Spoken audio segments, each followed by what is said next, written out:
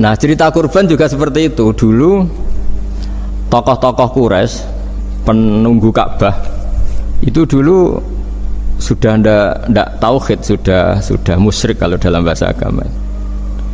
Itu di mana-mana termasuk kebutuhan pokok manusia itu kalau kumpul-kumpul itu makan-makan. Itu mulai dulu. Terus korbannya itu ya pasti perempuan mulai dulu. Jadi hanya bagian masak, boleh makan nanti ngenteni luyan itu, ngenteni bekas-bekasnya. Sehingga yang nyortir Abu Jahal CS itu. Jadi yang kurban harus hewannya bagus, spesial, bahkan nggak boleh dikawinkan. Hewan yang mau dikorbankan itu nggak boleh dikawinkan, nggak boleh pernah dikendarai, nggak boleh pernah dipakai bajak sawah dan sebagainya. Semuanya serba spesial. Nanti dikorbankan di Ka'bah, yang dijual Ka'bah. Nah pertanyaannya, Ka'bah ini nggak pemakan daging, yang untung ya ketua-ketuanya ini.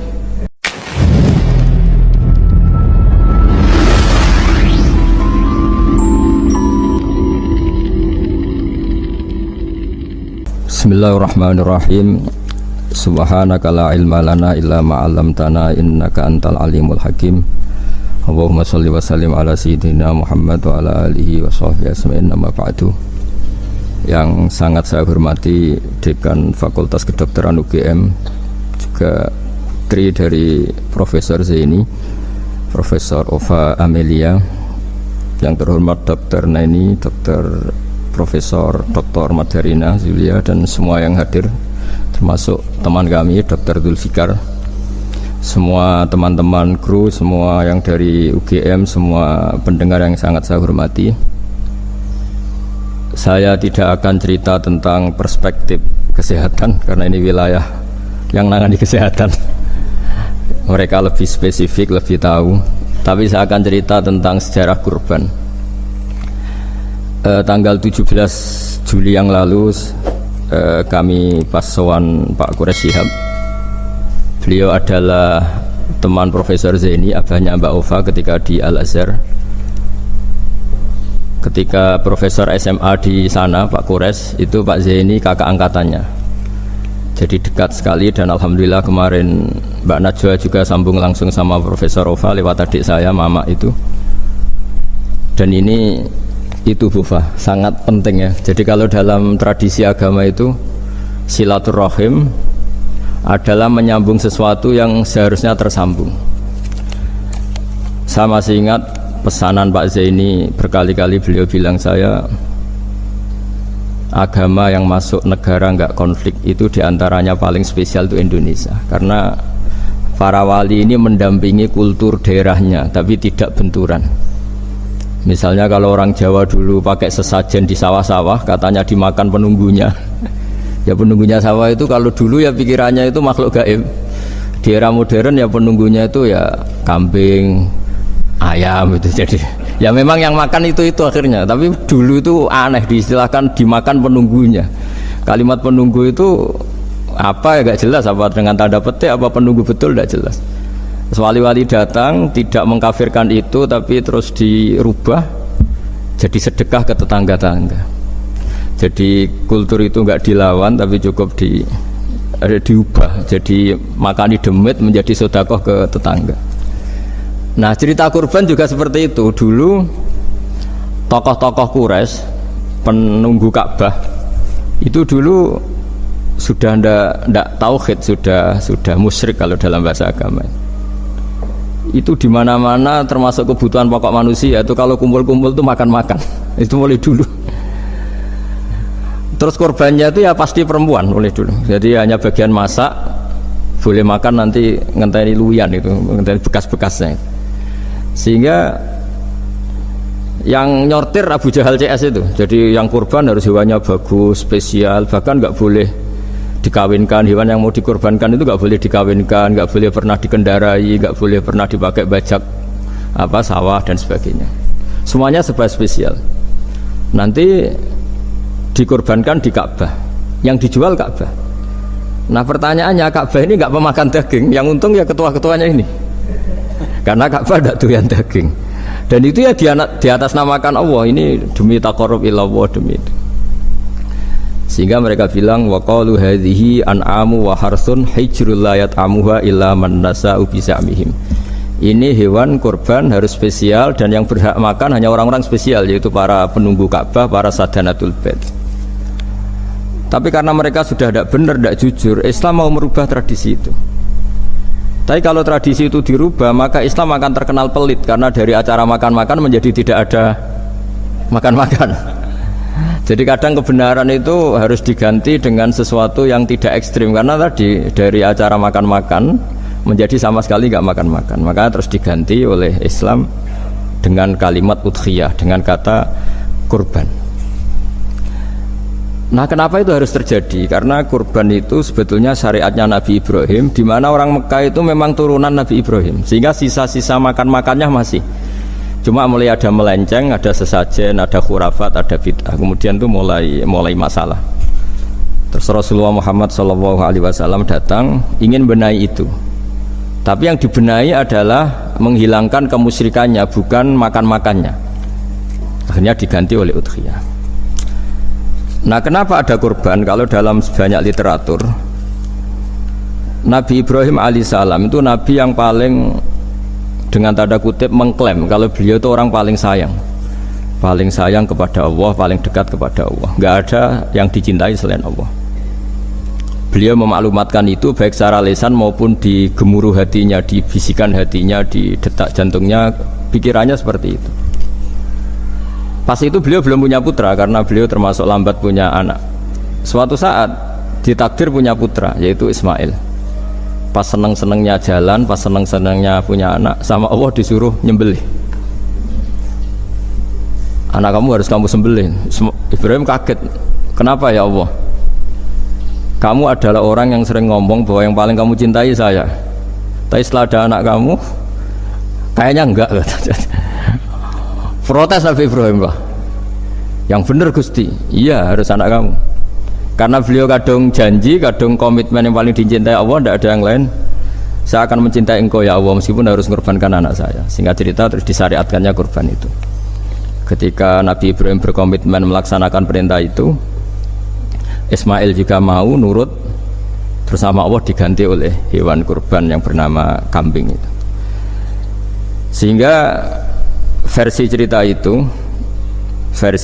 itu bahwa Allah akan maklumi ketika orang mencintai Allah secara serius, bersamaan dengan itu orang juga mencintai anaknya dengan proporsi masing-masing. Itu di khazanah-khazanah yang saya baca. Versi kedua,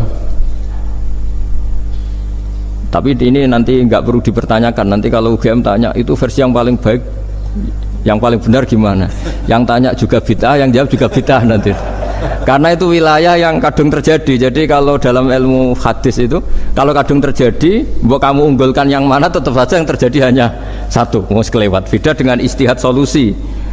Karena mau terjadi ya kita uji coba, kalau nggak cocok yang A ya cocok alternatif B, alternatif C. Kalau sudah kelewat, mau gimana? Kalau salah ya salah aja kan. Versi kedua begini, semoga versi kedua ini yang benar. Kalau ini benar, keren. Nabi Ibrahim itu memaklumatkan diri. Kalau dalam bahasa Arab itu iddia itu mengklaim bahwa dia adalah orang yang paling sayang terhadap makhluk Allah, semua hamba Allah. Terus beliau diterbangkan ke langit. Ya karena UGM ini lembaga akademik, nanti saya baca teksnya. Kalau bahasa Arabnya itu takbirnya. Diterbangkan ke langit, ke alam malakut. Ya tidak usah ditanyakan saya terbang gimana, nanti ribet nanti itu. Setelah diterbangkan di langit, wa kadzalika nuri Ibrahim malakutas samawati wal ardh, diperkenalkan alam langit, terus dipertontonkan. Itu ada sekian hamba Allah yang nyabu, yang ngefly, yang dugem, pokoknya yang maksiat-maksiat itu. Ibrahim ditanya sama Allah, gimana itu mereka menurut kamu? Damirhum, habisi saja Allah. Mereka makan rezekimu, hidup di bumimu, tapi mereka tidak mengindahkan engkau. Matikan saja. Sama Allah diturutin. Jalan-jalan lagi sampai 3 kali peristiwa tempat-tempat maksiat itu dihabisin sama Nabi Ibrahim. Beliau minta sama Allah supaya itu dihabisin. Singkat cerita, terus beliau diturunkan sama Allah. Setelah diturunkan, ya Allah tidak jawab, tidak apa. Allah itu punya sunnah, punya tradisi, dengan nabinya itu tidak jawab. Suatu saat Nabi Ibrahim disuruh bunuh anaknya, disuruh nyembelih. Protes kan? Huwa samratu fuadi, ini kekasih saya, putra saya, kenapa engkau nyuruh membunuh? Terus kata Allah, kamu tidak ingat di malam kamu saya mi'rajkan melihat hamba-hambaku, dan itu yang bikin aku, dan saya cinta sama mereka yang bikin saya, kamu enak saja minta dibunuh. Sengkerian gantian saya yang minta, kamu tidak nurutin gitu. Kamu pas minta saya tidak tak pikir, langsung tak turutin. Kenapa saya yang sekarang minta kamu mikir gitu. Tapi huwa samratu fuadi, itu buah hati saya. Lah memangnya makhluk-makhluk itu makhluk siapa? Saya yang bikin, kamu enak saja nyuruh bunuh. Nah semenjak itu jadi kearifan kita. Makanya Mbak Ova ini kalau guyonan di dunia kiai, kalau ada majikan bentak pembantunya yang salah meletakkan piring atau gelas, pasti cara berpikir mesti pembantunya ada cantik. Karena kalau salah tok kok dia cantik, itu mesti mikir. Nggak bisa orang bentak orang cantik gitu. Jadi sama, misalnya saya janjian sama Gus Fikar ya. Janjian Gus datang hari Senin gini-gini, ternyata beliau nggak datang. Kalau saya tidak punya utang, tidak atasan saya pasti marah. Sudah janji kok gini-gini. Saya bisa marah itu sebetulnya sebabnya itu dua. Saya kecewa dan dia tidak punya jasa. Tapi yang diomongkan hanya, wah kamu khulful wa'di apa? Nggak tepat janji. Coba kalau ini atasan saya jadi dosen karena beliau misalnya. Saya punya utang beliau. Mbok nyulayani janji apa kan? Nggih mboten napa-napa ya. Sama. Ada majikan mencintai pembantunya karena sangat cantik, mana ada mencahno piring, omahe dirubah, no itu tidak apa-apa gitu kan gitu. Sama. Makanya ada guyonan di dunia kiai itu, ada anak perempuan kan nggak lazim ya perempuan pakai GL Pro kalau dulu, mungkin sekarang pakai Ninja, pakai celana jin. Sopo iku wong luput suwo itu, siapa itu perempuan kok gitu? Niku ponakane jenengan Mbah, astagfirullah, muga-muga pangeran nyepuro. Jadi langsung rubah dari maksudkan menjadi ndak karena keluarga. Nah jangan-jangan kebencian kita pada maksiat itu oke, kita wajib benci maksiat, tapi tetap ada catatannya. Plus yang maksiat itu tidak orang yang terkait dengan kita. Coba kalau yang maksiat itu orang yang terkait dengan kita, itu anak kita, ponakan kita, mungkin istri kita, paling mintanya ya Allah ampuni. Sama-sama maksiat, yang satu minta dihabisin, yang satu kita minta diampuni. Fair gak kita sebagai manusia? Tidak fair. Tidak fair. Nah, iya gak fair ya. Apa ya fair? Mikir. Makanya kalau ada guyonan, ya itu tadi. Ada supir salah dimarahin, pasti supir ini belum pegang rahasia. Tapi kalau sudah megang kartu, si majikannya punya apalah gitu, simpanan gitu. Wah ini pegang, berani marah gak dokter? Tidak ada. Ini dokter kelik juga teman saya. Gitu. Itu pengalaman sekali itu. jadi itu guyonan kiai. Makanya jadi manusia itu gak pernah adil sebenarnya. Makanya Allah pernah mensifati manusia itu bakanal insanu zaluman jahula. Manusia itu sangat zalim dan sangat bodoh. Kalau misalnya jenengan tanya orang soleh pun itu gimana? Orang soleh asal manusia tidak nabi, itu ya mesti ada zalimnya. Makanya kalau dalam kitab hikam diterangkan, kitab hikam itu kitab yang olah manusia, itu menyebut begini, manusia itu siapa? Dijawab, manusia itu mangkanat mahasinuhu masawiyah, orang yang ketika baik saja salah, apalagi ketika salah. Kita misalnya punya toko laris itu, doanya mustajab, laris, pembelinya banyak, kualitasnya bagus, pasti ada toko sekeliling yang megap-megap karena orang sekarang ke kamu kan gitu. Sama di kampus ya gitu, kalau ada kampus besar yang lain pasti kemahjub, terhalangi karirnya di semua, sehingga orang supaya terus merasa salah. Rabbana dzalamna anfusana, meskipun kita sedang benar pun. Saya termasuk kiai yang kalau ngelepas haji, mungkin yang haji itu mangkel, karena saya tidak pernah muji-muji haji meskipun saya melepas orang haji. Umumnya kiai kalau ada orang haji kan dilepas haji mabrur, tidak ada lain balasan kecuali surga. Saya itu karena pernah kecil, pernah dengerin masyarakat itu ngenes ketika si kiai pidato tadi, ternyata ngenesnya seakan-akan surga itu hanya milik yang haji. Wah nak koyo kula sepundi Gus wong kula ora kelar kaji. Semenjak itu setelah saya jadi kiai ya dendam juga. Akhirnya setelah saya jadi kiai, kalau ngaji orang yang haji mabrur balasannya surga, orang yang fakir sabar juga surga. Orang yang sering dimarahin istri juga surga. Kata pokoknya surga terus. Sampai yang mau haji itu, Gus, gimana kok bakas kita kok sama dengan mereka? Ya karena saya ada ulama pesanan kata saya gitu. Jadi artinya gini, ketika Anda muji ibadah haji jangan kira yang ngenes tidak banyak, yang ngeluh juga banyak karena mereka ada takdir gak mampu haji. Itu hebatnya Islam. Islam juga datang dengan solusi-solusi. Misalnya Jumatan itu hajinya orang miskin. Orang yang ingat Allah mulai subuh sampai matahari terbit juga sama dengan umroh. Jadi karena tidak semua orang itu mampu haji. Jadi itu Islam. Jadi nanti tak bacakan. Jadi versi kedua itu Nabi Ibrahim diperingatkan Allah bahwa tidak seperti itu cara mengelola hambaku. Nah, Islam ini kata Allah anit tabi' millata Ibrahim hanifa. Referensinya Islam, mentornya Islam itu Nabi Ibrahim. Sehingga kita alhamdulillah punya sejarah wali songo. Saya punya orang tua Kiai Nur Salim itu sayang sekali sama umat. Mbah Mun juga gitu. Saya sama Profesor Zaini itu sudah mulai tahun 2000 terus setiap hari ketemu juga nggak pernah kecewa. Beliau itu pernah disalahpahami, mungkin Bu Ova belum dengar ini. Pernah disalahpahami karena beliau itu tangan kanannya kan agak kuat. Jadi kalau ngambil papa itu pakai tangan kiri. Itu pernah disalahpahami ya, mungkin orang hasud karena tidak mengkonfirmasi langsung mengklaim beliau itu kiai profesor kalau apa-apa pakai tangan kiri. Kira-kira pertanyaan sunnah rasulnya mana kan gitu. Beliau itu ya hanya corong Jawa itu berambang, agak nangis tapi tidak sampai keluar air mata tapi berambang. Terus beliau bilang gini ke saya, seharusnya gimana Mas Pak? Ya kalau Pak Zaini ingin jadi wali ya tidak usah menjelaskan. Kalau Pak Zaini ingin menjelaskan berarti ingin diakui makhluk. Tapi kalau nggak dijelaskan mereka salah paham terus. Tapi cepat jadi wali karena sudah mulai mengabaikan apa kata mereka. Tapi kalau menjelaskan ya enggak, ya lama jadi walinya. Tapi bagusnya orang nggak salah paham. Pak Zaini tertawa-tawa dok. Jadi wali apa enggak? Jadi saya itu lama sekali sekamar dengan beliau ada di badan wakaf ya Mas Fajar ya.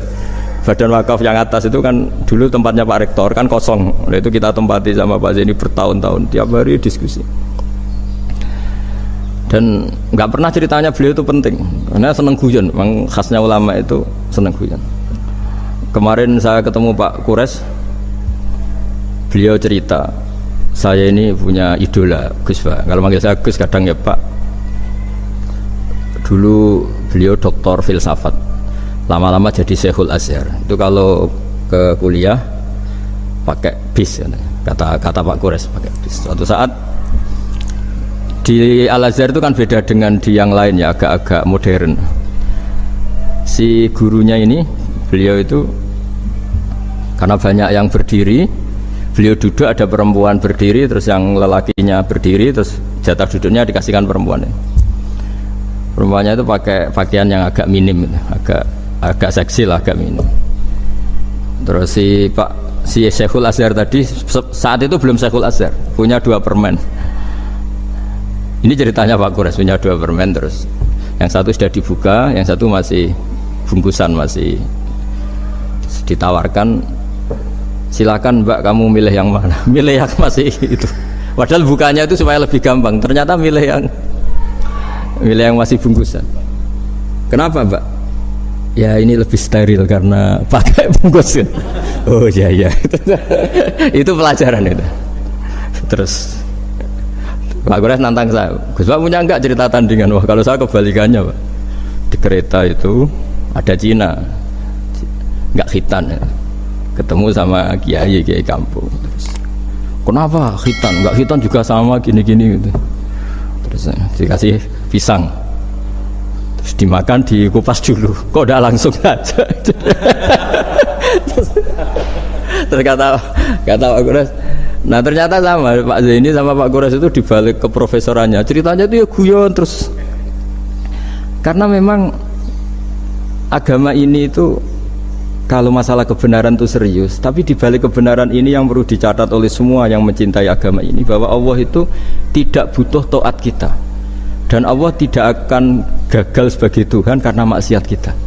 La tanfa'uhu ta'atuhum wa la tadurruhu maksiatuhum. Allah tidak akan ngefek ketika semua orang taat ya gak ngefek, semua orang maksiat juga gak ngefek. Karena Allah ini zat yang punya eksistensi sejati sehingga Hubungan kita dengan Allah itu tidak ngefek ke Allah, tapi ke kita sendiri.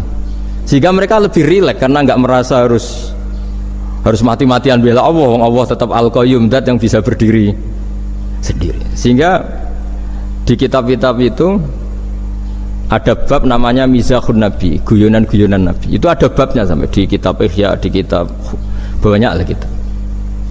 Masyhur itu suatu saat ada orang sepuh sowan ke Nabi karena sudah sepuh.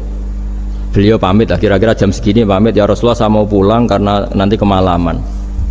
Karena beliau jalan kaki yang orang sepuh.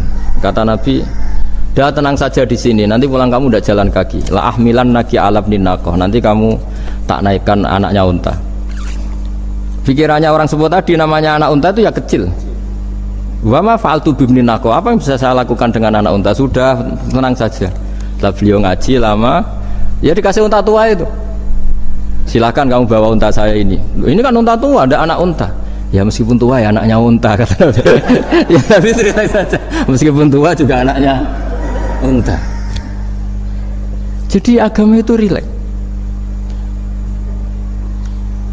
Nabi Ibrahim, kembali lagi ya karena syariat Ibrahim. Nabi Ibrahim itu pernah minta supaya nyawanya itu diperpanjang, karena beliau umumnya orang itu kan ingin nyawa panjang, ingin umurnya panjang. Beliau yakin penting nyawa panjang, umur panjang. Allah tidak jawab gak apa. Suatu saat ada tamu, orangnya itu sepuh sekali. Nabi Ibrahim karena orang yang sangat menghormati tamu dikasih kurma, apa itu? Anggur. Itu setiap dimakan dikunyah, meler lagi keluar. Karena sudah sepuh, nggak ada giginya, dikunyah keluar lagi. Itu jawabnya Nabi Ibrahim, ya Allah, masuk lagi ke kamar, sholat lagi, mengcancel doa panjang umur. Katanya Ibrahim, oh jenengan jawab toh gitu. Artinya kalau ingin tua sekali ya nasib kamu kayak itu gitu. Jadi karena beliau tahu itu jawaban, terus masuk kamar, oh jawab tuh Gusti jenengan, terus membatalkan doanya. Itu Nabi Ibrahim. Kalau orang sekarang enggak, dongo ngarani, ya tua ya tetap sehat, tetap, wah itu itu lebih ribet itu. Iya, jadi karena doa itu kalau nggak diperjelas itu ya repot. Ini cerita supaya kita berislam itu ceria. Saya Mbah Mun itu meskipun kiai top, senengannya dia guyon bapak saya. Tapi guyon itu ada yang wajib. Saya dulu itu janggal. Ini cerita ya, mungkin kalau di kampus-kampus umum agak asing, tapi ini cerita. Nuduh zina itu dosanya besar sekali. Saya ulang lagi, nuduh orang lain zina itu dosanya besar sekali. Disebut bab qadzaf. Saya pernah menjumpai 3 kiai besar Bufa, 3 kiai besar, kiai top semua. Di majelis itu ada gosip bahwa si A itu punya selingkuhan sama Sri misalnya, atau dengan siapa lah, dengan perempuan. Itu kalau di Arab itu senengannya pakai Salma, Laila Majnun Salma. Kalau di Jawa itu kasihan korbannya itu. Ya, tapi itu contoh saja ya. Itu si Kiai 3 tadi gak ngefek, malah tanya gini, loh apa perempuannya cantik? Wah cantik sekali bah, cantiknya sampai kayak apa? Malah bicara cantiknya perempuan. Saya itu ya pertama iskal, ini Kiai kok bakas orang apa? Cantik, orang ayu ya. Setelah majelis itu bubar, yang penggosip tadi ya yang gosip ini gak Kiai, yang pembisiknya ada Kiai, yang gosip ini gak Kiai. Cuma Kiai 3 ini posisi mendengar, tapi malah tanya cantiknya tadi. Singkat cerita setelah orang itu pulang bilang gini, Gus, itu kalau saya bilang iya dengan gosip itu, saya ikut qadzaf, saya ikut menuduh orang lain zina, itu dosa besar. Selain itu saya kiai, kalau saya bilang iya dianggap membenarkan. Maka untuk mengalihkan nggak bicara nuduh, jadi guyon tadi. Jadi guyonnya itu karena kalau kita tadi bilang iya artinya mengiyakan. Dan itu artinya qadzaf, punya dosa besar karena nuduh orang lain zina. Diperparah dia kayak besar, kan orang menjadi percaya karena yang ngomong bukan penggosip lagi, tapi ya, maka dialihkan tadi, loh ayo nucung. Sampai segitunya kearifan ini. Sehingga dulu ketika Ma'is itu seorang sahabat yang pernah salah besar. Itu Nabi ketika beliau ada gosip salah gitu ya, Nabi masih, jangan-jangan kamu hanya mimpi, Cung. Jangan-jangan kamu hanya megang, tapi tidak sampai zina. Sampai terakhir Nabi tanya, Afi aklikaseun, jangan-jangan otak kamu ini sudah agak error. Saking tidak inginnya Nabi mempercayai hal-hal seperti itu. Nah problem kita di zaman sekarang justru kadang nyari-nyari supaya tahu buktinya. Yang dulu para orang soleh menghindari bukti itu supaya nggak suudzon, sekarang orang mencari-cari bukti. Padahal itu dilarang, wala tajassasu, orang nggak boleh mencari-cari kesalahan orang lain. Nah itu kearifan-kearifan yang saya dapatkan dari Bapak, dari Mbah Mun, dari Pak Zaini, dari Pak Gures. Mereka orang-orang yang luar biasa menghindari ngomong penting. Sekarang itu orang banyak yang sering ngomong penting, sebenarnya itu malah salah. Karena kalau ngomong penting itu vonis terhadap orang lain. Tapi kalau kamu rileks, tidak. Nabi dulu itu rileks sekali ketika beliau ngaji gini, terus ada pemuda lewat bawa cangkul mengabaikan pengajian Rasulullah. Banyak sahabat bilang, celaka orang itu, ada Nabi ngaji kok tidak ikut. Jawabannya Nabi unik. Jangan-jangan dia punya keluarga yang harus kerja, dan kalau harus kerja untuk nafkah keluarganya itu juga ibadah, itu ya sunnah saya. Jadi Nabi rileks saja, tidak tersinggung, tidak. Nah, kenapa kita butuh rileks? Karena kebenaran sekali dipaksakan itu jadinya benturan. Dan itu wali-wali Songo itu dulu sudah berpikir seperti itu. Sehingga Pak Zaini yang sering ngendikan sama saya, kita ini bisanya mengikuti Mas Bah, kalau manggil saya Mas, tidak bisa benturan.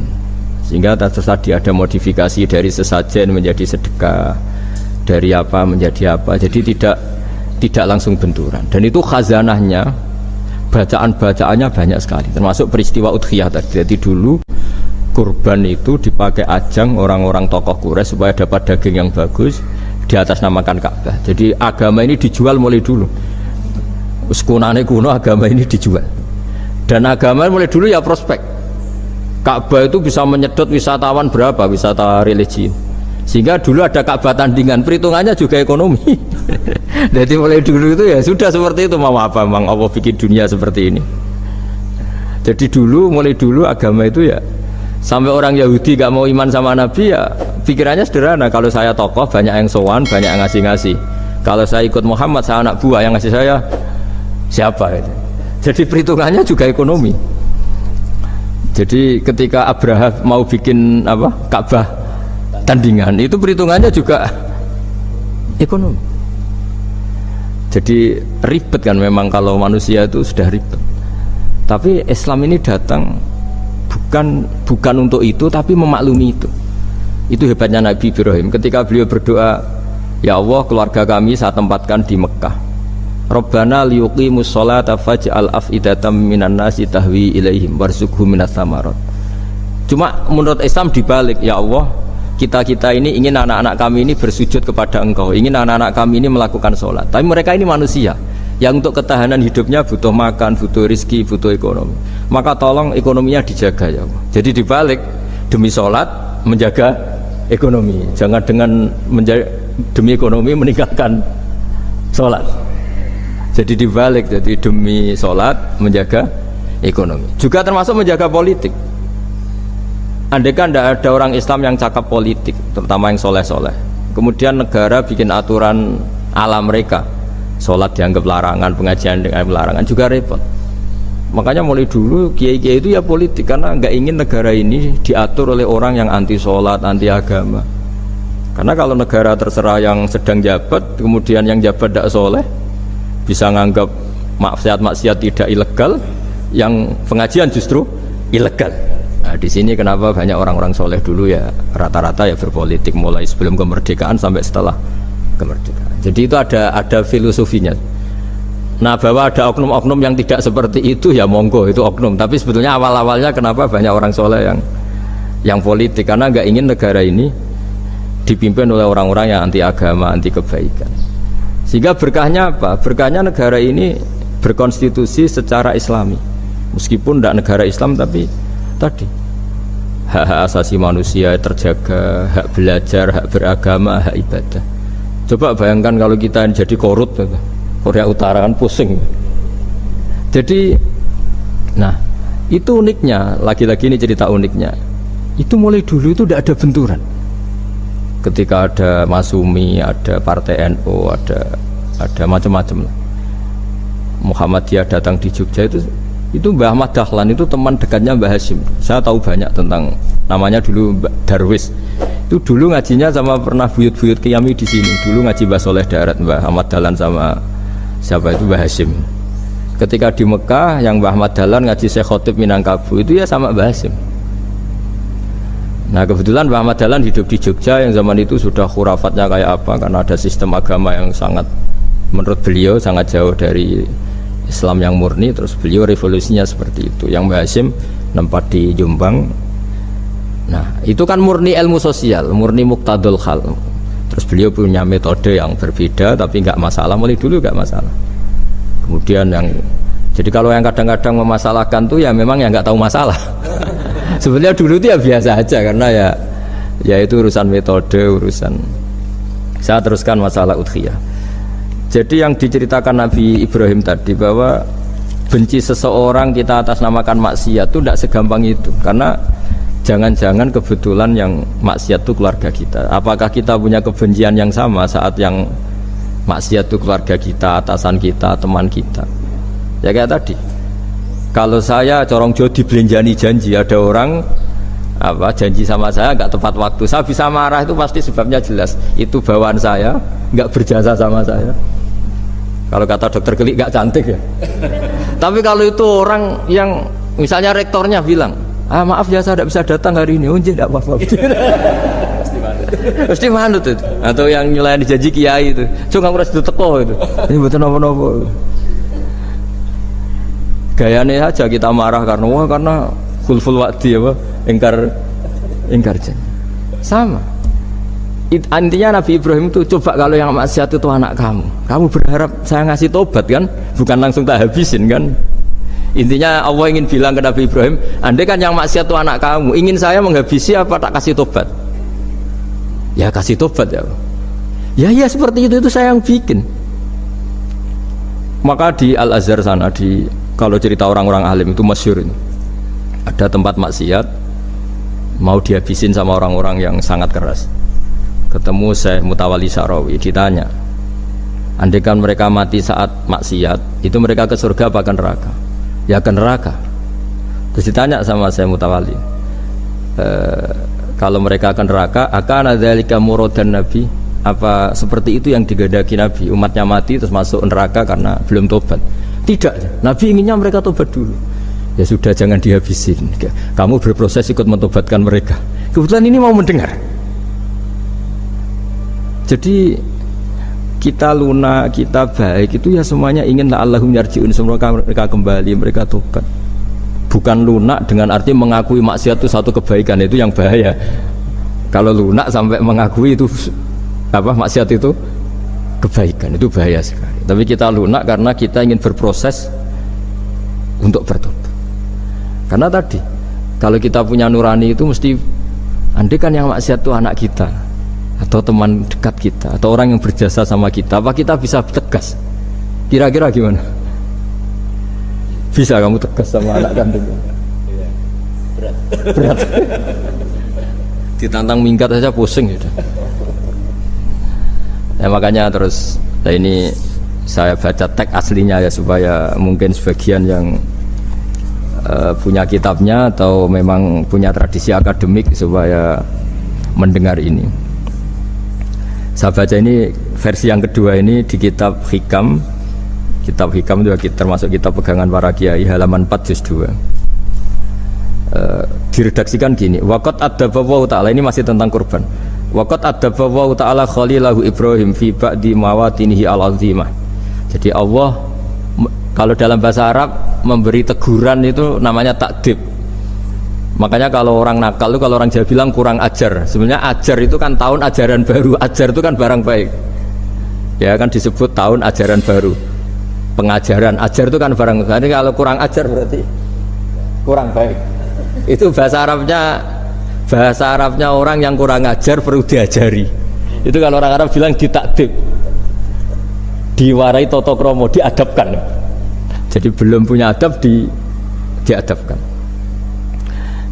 Itu udah, tapi tentu Nabi Ibrahim nggak sampai kurang ajar. Ini kan cerita bahasa ya. Jadi kalau sebenarnya ajar itu udah buru-buru kurang ajar, berarti orang ini kurang pelajaran, kurang. Tapi di Jawa itu agak salah kaprah. Kalau kurang ajar itu ekstrim. Misalnya duduk di meja itu disebut kurang ajar. Sebenarnya ada se-ekstrim itu. Saya teruskan ya. Terus wa 'allamahu kaifa yatakhallaqu bihadzal khuluqil karim inda tilaihi alal asrar. Terus disebutkan anak Ibrahim annahu arhamul khalqi qol farafa'ahu wa ta'ala hatta asyrafa ala ahlil ardi. Nabi Ibrahim diterbangkan ke langit sehingga melihat di bumi yang maksiat-maksiat itu.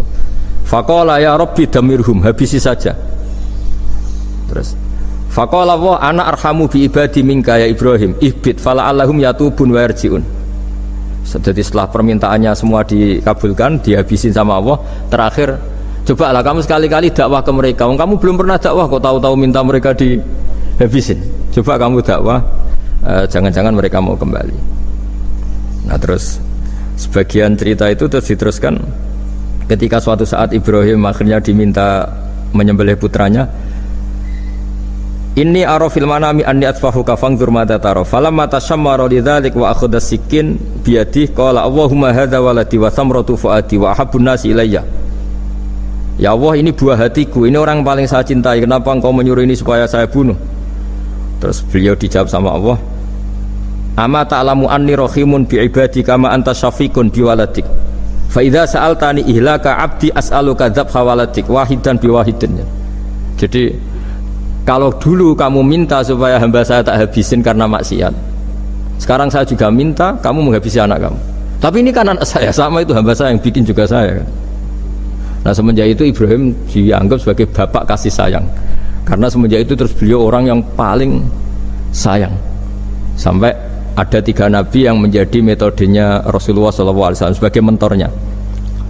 Kalau Nabi Nuh melihat kemaksiatan langsung bilang, Rabbi la tadzar alal ardi minal kafirina dayara, habisi semua ya Allah. Tapi kalau Nabi Ibrahim apa? Faman tabi'ani fa innahu minni wa man asani fa innaka ghafurur rahim. Orang yang ikut saya ya karuan kelompok saya, dan yang sebelum ikut semoga engkau mengampuni. Tentu lewat proses dakwah, lewat proses. Nah, Wali Songo, kembali ke Wali Songo dan para guru-guru kita itu seperti itu semua. Jadilah Islam yang di Indonesia, Islam rahmatan lil alam itu konstruksinya ya dari ilmu-ilmu seperti ini, bacaannya seperti ini. Karena ternyata kita tegas tadi ujung-ujungnya karena itu tidak cantik, tidak atasan kita, tidak berjasa sama kita. Kamu kalau ada supir telat, supir kok telat datang kantor gini, pasti supir itu belum pegang rahasia. Setelah pegang rahasia tak jamin aman itu meskipun telat. Karena lebih ngeri pasti. Artinya manusia itu kayak apa ngeklaimnya tegas, disiplin, objektif. Kira-kira iya apa enggak? Enggak lah kayaknya ya. Pasti tadi kan. Nah itu yang makanya bapak saya kalau guyon sama saya itu, kan umumnya orang itu kalau di dunia kiai muji istiqomah. Istiqomah itu konsisten jadi imam masjid, konsisten jadi guru, jadi apa. Kalau bapak itu sering guyon ke saya, iku istiqomah apa mau digenti wong liya katanya. Artinya di balik istiqomah itu juga ada catatan lain. Jangan-jangan ambisi gak mau diganti orang lain. Jadi artinya manusia itu dalam benar saja ada unsur salahnya, apalagi pas salah gitu maksudnya. Nah ya pas benar saja ada unsur salahnya, apalagi pas salah. Nah, itulah. Dengan sudut pandang seperti ini adalah orang terus gak gampang menghakimi orang lain. Karena manusia yang baik adalah cukup dia merasa aibnya banyak, salahnya banyak, kemudian itu menyibukkan dia dari mencari-cari aibnya orang lain. Makanya kalau dalam cerita Ibrahim alaihissalam, karena kurban itu identik dengan syariatnya Nabi Ibrahim, ini saya punya catatan yang kemarin tak baca juga di Jakarta. Itu suatu saat Nabi Ibrahim itu didatangin orang Majusi dulu. Orang Majusi itu ya tidak beragama. Singkat cerita, Nabi Ibrahim itu terkenal kaya dan suka menghormati tamu. Dulu tamu itu sangat penting dihormati karena dulu gak ada warung, terus padang pasir. Kalau sekarang itu ya wajib dihormati tapi tidak wajib-wajib banget karena biasanya sudah marung di mana-mana. Ada marung, di mobilnya bawa apa? Bekal. Kalau dulu di padang pasir, kalau tamu nggak dihormati bisa mati betul. Kadang 2 hari perjalanan itu nggak makan nggak apa karena di padang pasir, warung nggak ada, nggak bisa ngopi-ngopi ya dulu. Sehingga kalau menghormati tamu dulu itu pahalanya luar biasa ngasih makan itu. Kalau sekarang ya pahalanya biasa aja karena ya tamunya makannya ya biasa aja karena udah kenyang duluan itu. Singkat cerita, orang ini datang ke Ibrahim minta dikasih makan. Nabi Ibrahim mengatakan, kamu syaratnya harus Islam dulu, kalau enggak kasih makan. Karena Ibrahim itu seorang nabi dan beliau komitmennya seperti itu. Si tamu tadi putus asa. Akhirnya walla itu ya sudah meninggalkan Ibrahim. Setelah beberapa jangkah, Allah bilang ke Nabi Ibrahim, orang itu umurnya berapa tadi bilang ke kamu? 50 tahun. Pernah enggak orang itu kelaparan? Kata Allah, enggak, baru ini kelaparan. Terus kata Allah, mundu khamsina sanatan nut'imuhu ala kufri falau nawal tahu lukmatan min ghairi antu talibahu bitahiri dinik lakana ahsan. Orang itu umurnya 50 tahun itu ya tak kasih makan padahal dia majusi. Kamu baru diminta sehari saja minta syaratnya Islam. Terus itu ada di kitab apa Ar-Risalah Al-Qusairiyah di halaman 262. Jadi cuma dulu itu motifnya semuanya agama, bukan atas nama demokrasi atau kebebasan beragama. Karena dulu itu orang dulu itu kan saking sayangnya Allah, apa-apa konstitusinya ya perintah Allah. Dan ternyata perintah Allah seperti itu. Akhirnya dipanggil. Kemana ya majusi ke sini tak kasih makan. Terus majusinya kan kaget. Ada apa? Kenapa kamu rubah? Ditegur Tuhan kan. Iya, ditegur Tuhan itu. Jadi dan alhamdulillah saking simpatiknya orang Majusi tadi akhirnya masuk Islam. Sama itu kan mirip orang Yahudiyah atau Yahudi itu yang tanahnya itu diambil ya sama Amr bin As untuk perluasan masjid di Mesir. Ya ketika lapor ke Sayyidina Umar, ngiranya itu kan dibenarkan perluasan masjid, ternyata Umar belain yang Yahudi. Iya, yang punya tanah harus dikembalikan tuh haknya. Jadi Islam itu menghormati hak kepemilikan meskipun itu milik non muslim.